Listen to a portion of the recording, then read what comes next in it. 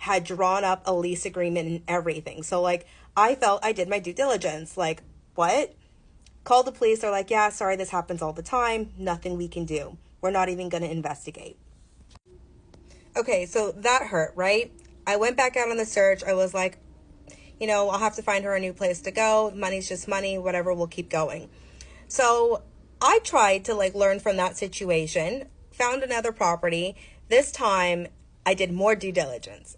I contacted a friend who is a real estate agent. I said, hey, can you look into who's the owner of this property? Because as real estate agents, we do have access to see who actually owns the property. We have a system. We can tell, we can verify if the names match up. So I called a friend. They were like, yeah, the name on the actual tenant's lease is the same name that's on the landlord's system. So I was like, okay, this is a legit sublease agreement that we're going to do. He actually has a legitimate lease with his landlord. Good to go.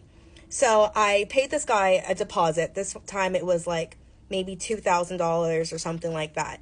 And I was supposed to pay him the rest upon receiving the keys for us to move in. A few days now before we're supposed to move in, I was like, can we do another walkthrough? I was calling him, like making calls, and he's like, oh, I've been having problems with my landlord. Not sure if I can still rent to you. I'm like, okay, flag, right? I'm getting scared now. So I'm like, okay, well, it's a couple days before we have to move in. What do you mean?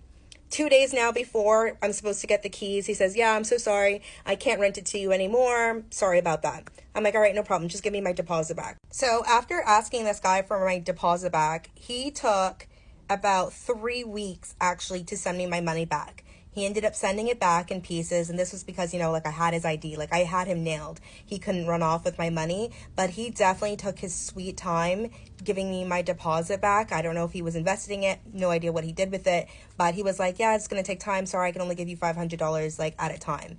After 3 weeks of harassing him, is when he finally was able to give me back my money. So if I had worked with a real estate agent, my deposit would have been safe. It would have went to a brokerage trust, and as soon as the deal fell apart, I would have gotten my money back right away.